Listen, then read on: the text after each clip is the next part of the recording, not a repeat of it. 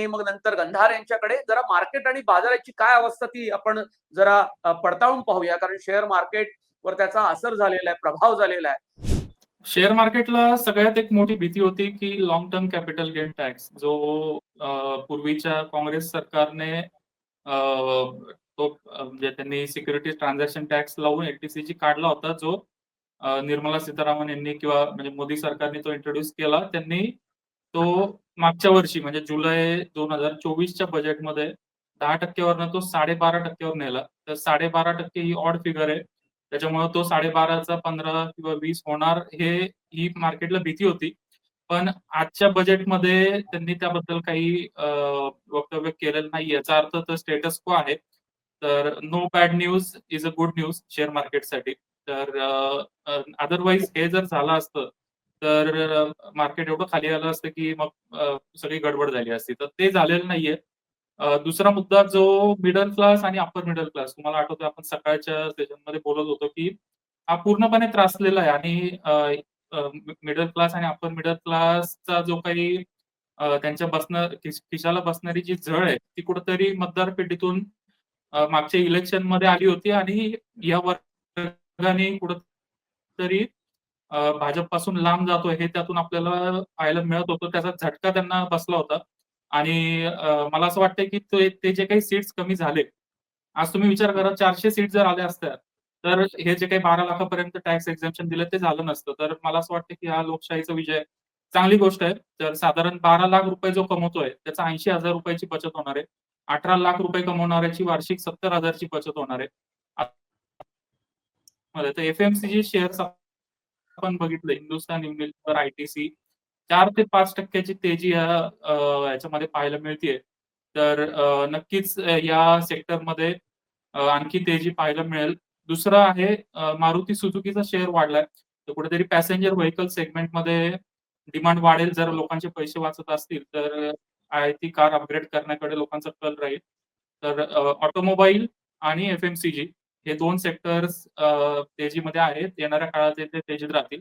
आणि तिसरा सेक्टर आहे बँकिंग सेक्टर. सरकारने सांगितलंय की मंगेश, तुमची जी फ्रेम आहे ना ती बोलता बोलता आडवी झाली. ठीक आहे, आता ठीक आहे, तुम्ही बोलू शकता. हा, तर तिसरा जो सेक्टर आहे त्याच्यामध्ये बँकिंग सेक्टरकडे आपल्याला लक्ष ठेवलं पाहिजे. आज बँकिंग सेक्टर खाली आहे, पण येणाऱ्या 1-2 वर्षामध्ये त्याच्यावर पॉझिटिव्ह इम्पॅक्ट बघायला मिळेल. त्याचं कारण असं आहे की सरकारने क्लिअर सांगितलंय की त्यांचं जे फिस्कल डेफिसिट आहे ते 4.8% वरनं 4.4% ऑफ जीडीपी. तर याचा अर्थ सरकार मोठ्या प्रमाणावर कर्ज भरणार नाहीये. त्याच्यामुळं पैशाचं म्हणजे सरकारच्या बाजूने जर लोन्स तेवढ्या मोठ्या प्रमाणावर घेतले जाणार नसतील तर कर्जाची मागणी कमी होईल आणि इंटरेस्ट रेट कमी होतील. अर्थातच सामान्य माणसाला त्याचा दिलासा मिळेलच, पण बँकिंग सेक्टरमध्ये विशेषतः बँकिंग कंपन्या ज्या आहेत एचडीएफसी, कोटक सारख्या, तर त्यांच्या मार्जिनमध्ये एक्सपान्शन होईल. तर अशा प्रकारे एफएमसीजी, बँकिंग आणि ऑटोमोबाईल सेक्टरमध्ये येणाऱ्या काळात ऍक्शन बघायला मिळेल. या सेक्टरसाठी बजेट नक्कीच पॉझिटिव्ह आहे. आणि कॅपिटल गेन टॅक्स आला नाहीये ही एक आनंदाची बातमी. आजचं मरण उद्यावर गेलं ते येणार आहे, पण आजचं तरी आज आपण सेफ आहोत. ओके. सरकारनं घोषणा केलेली आहे. याच्यापूर्वी ज्या वेळेला युपीए गव्हर्नमेंट होतं, मनमोहन सिंग सरकार होतं, त्यावेळेला 49% एफडीआय होता इन्शुरन्स सेक्टरमध्ये. त्यावेळेला भाजपच्या त्यावेळेच्या खासदारांनी आणि भाजप पक्षानं पूर्ण लोकसभा ठप्प करून ठेवली होती. ज्या वेळेला मनमोहन सिंग सरकारनं एफडीआय वाढवण्याची घोषणा केली होती त्यावेळेला. त्याच्यानंतर मोदी सरकार आल्यानंतर त्यांनी 74% वरती ही फॉरेन डायरेक्ट इन्व्हेस्टमेंटची मर्यादा आणली. आता 100% झालेली आहे. बीजेपीची धोरणं ही नेहमी सत्तेत नसल्यानंतर वेगळी असतात, सत्तेत असल्यानंतर वेगळी असतात. काय वाटतंय? नाही, एक आता धोरण बदलण्याचं बेसिक कारण आहे गिफ्ट सिटी. तर गिफ्ट सिटी हा जो प्रयोग आहे म्हणजे अनेक प्रकल्प जर आपण बघितले तर मुंबईचे जे स्ट्रेंथ पॉइंट आहेत तर त्याच्यामध्ये एक फायनान्शियल हब मुंबई आहे, डायमंड मार्केट आहे. तर तसंच ते रेप्लिकेट करण्याचा गुजरातमध्ये प्रयत्न चालू आहे. तर गिफ्ट सिटीला जर सक्सेस मिळवून द्यायचा असेल तर बेसिकली फायनान्शियल सर्व्हिसेसमध्ये इन्शुरन्स हा एक खूप मोठा मार्केट आहे आणि कुठेतरी फॉरेनच्या ज्या कंपन्या आहेत, आज आपण केपीओ, बीपीओ मध्ये जरी बघतो, ते जे सगळे कामं आहेत ते BNY मेलन किंवा अशा ज्या UK, युरोप आणि US मधले जे फायनान्शियल इन्स्टिट्यूशन्स आहेत, तर त्यांचा बॅक एंडचा जो बिझनेस आहे तो आपल्या इकडं भारतात आहे आणि त्यातून रोजगार निर्मिती होते वगैरे ठीक आहे. पण गिफ्ट सिटीला सक्सेस मिळवून द्यायचा असेल तर एफडीआय हा एक त्यातला एक भाग आहे. आणि आजच्या बजेटमध्ये जर तुम्ही व्यवस्थित ऐकलं असेल तर गिफ्ट सिटीमध्ये जे काही सवलती मिळणार आहेत तर त्याच्यामध्ये त्यांनी इन्शुरन्स हा एक उल्लेख केला.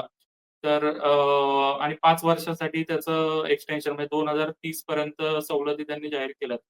तर मला असं वाटतं की हे जे एफडीआय 100% पर्यंत घेऊन जाणं आणि एक दुसऱ्या बाजूला गिफ्ट सिटीमध्ये 5 वर्षासाठी इन्क्लुडिंग इन्शुरन्स आणखी 2 सेक्टरला सवलती देणं. तर हे इंटरकनेक्टेड आहे आणि शेवटी काय की अर्थकारण आहे. तर त्यांनी ते त्यांचं धोरण बदललेलं आहे, पण ही वस्तुस्थिती आहे. आणि मुंबईला त्याचा फटका बसेल.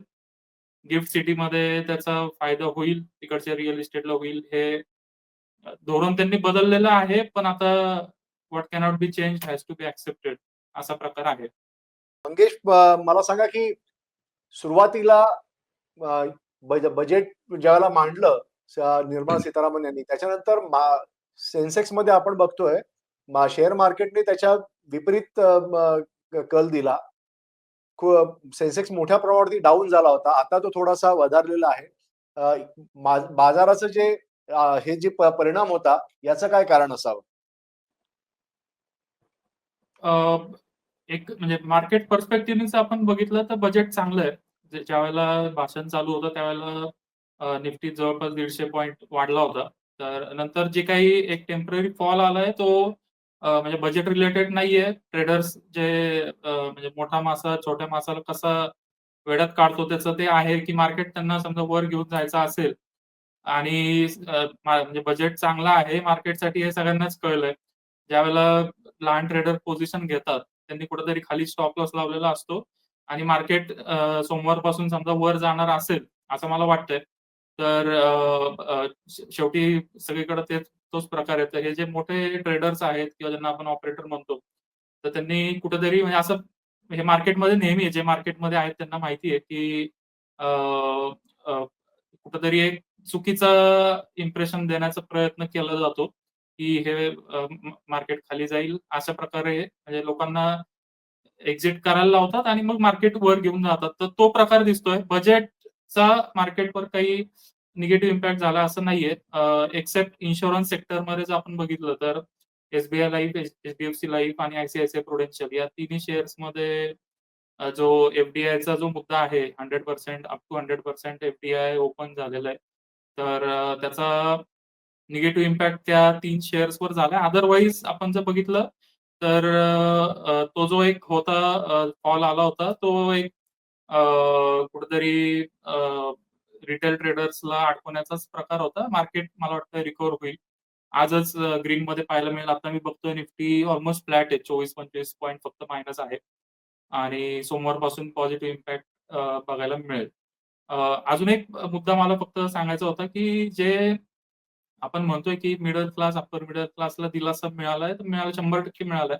त्यांचे पैसे वाचणार आहेत. आता इथं काय 2 मुद्दे आहेत. एक मुद्दा आहे, की लोकांना खुश करणं. ते 100 पैकी 100 मार्क सरकारला. सगळे लोकं खुश आहेत. मलाही बऱ्याच लोकांचे फोन आले, की एवढे पैसे वाचणार वगैरे. ते मान्य आहे. पण त्याचा अर्थव्यवस्थेला काही फायदा होणार आहे का? तर मला वाटतं त्या पॉइंटला 100 पैकी 0 मार्क द्यावे लागतील. कारण का? अप्पर मिडल क्लास ज्यांचे ₹80,000 वाचले, ₹80,000 जाणार कुठे आहेत? Flipkartवर iPhone घ्या, प्रीमियम कपडे घ्या, एक्सेसरीज घ्या.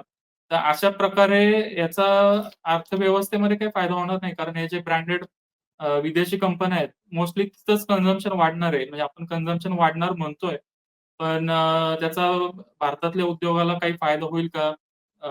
लहान व्यावसायिकांना काही फायदा होईल का? तर 1,00,000 कोटी सरकारने फॉरगो केलेत, पण त्याचा 10,000 कोटीचा तरी फायदा होईल का? मला शंका आहे. तर त्याच्याऐवजी म्हणजे इनफॅक्ट आम्ही 2022 मध्ये त्यावेळेला देवेंद्र फडणवीस राज्याचे अर्थमंत्री होते. त्यांना भेटून मी सांगितलं होतं की तुम्ही ही जी म्हणजे आता आज जर बघितलं तर जुनी कर व्यवस्था अबॉलिशच झाली, कारण का आता जुनी कर व्यवस्था कोणीच ऑप्ट करणार नाही. ऑलमोस्ट 72% लोक नवीन कर व्यवस्था ऑप्ट करत होते, 28% अजूनही करत होते. त्यातला एकही माणूस जुनी कर व्यवस्था ऑप्ट करणार नाही. त्याचा दुसरा अर्थ असा आहे की आता कंपल्सरी म्हणजे टॅक्स वाचवण्यासाठी का होईना लोक सेव्हिंग करत होते, तर हे सेव्हिंग कल्चर पूर्णपणे आता उद्ध्वस्त होण्याच्या मार्गावर आहे. आपल्याला जे आकडे दिसत आहेत की लोक एसआयपी करतायत वगैरे, हे मिसलिडिंग आहेत. त्याच्यामध्ये मध्यम वर्ग किती एसआयपी करतोय आणि एचएनआय लोक किती करतायत त्याची आकडेवारी आपल्याकडे नाहीये. तर म्हणजे माझं असं मत आहे, अजूनही येणाऱ्या काळामध्ये सरकारने करावं असं माझं मत आहे की हे जे 1,00,000 कोटी असे तुम्ही दिलेत ते जर तुम्ही एखादा स्टार्टअप फंड लॉन्च करून किंवा इन्फ्रा बॉन्ड लॉन्च करून तो जर पैसा देशाच्या इन्फ्रास्ट्रक्चरसाठी किंवा स्टार्टअप इकोसिस्टम बिल्ड करण्यासाठी जर केला असता तर जास्त फायदा झाला असता. आज असंख्य स्टार्टअप्स आहेत ज्यांना फंडिंगची गरज आहे, त्यांच्याकडे आयडिया आहे, पण फंडिंग पुरेसं नाहीये. माझ्या अनेक ओळखीचे लोक आहेत, मी स्वतः पण जो एमएसएमई हॅकेथॉन म्हणून एक आता योजना आली आहे, तर एवढे ऍप्लिकेशन आलेत, 4 महिने झाले अजून त्यांनी इंटरव्ह्यूसाठी बोलवलेलं नाहीये. तर स्टार्टअपमध्ये पैशाची गरज आहे. फाउंडर्स जे आहेत ते फंडिंगसाठी वन फिरतायत. तर पण त्यांना पुरेसं फंडिंग नाहीये ही वस्तुस्थिती. आकडेवारी किती जरी तुम्ही मॅक्रो लेव्हलला 1,00,000 कोटी वगैरे सांगितलं, तरी ग्राउंड लेव्हलला असं आहे की स्टार्टअप्सला फंडिंग मिळत नाही. तर हे जे पैसे आहेत, ते त्यांनी तिथं वापरायला पाहिजे होते. मार्केटचा तुमचा जो प्रश्न आहे, तर मला असं वाटत नाही की हे जे काही टेम्पररी फॉल आला होता, तो टेम्पररीच राहील. काही वेळातच किंवा सोमवारपासून मार्केटमध्ये पुन्हा एकदा अपट्रेंड पाहायला मिळेल.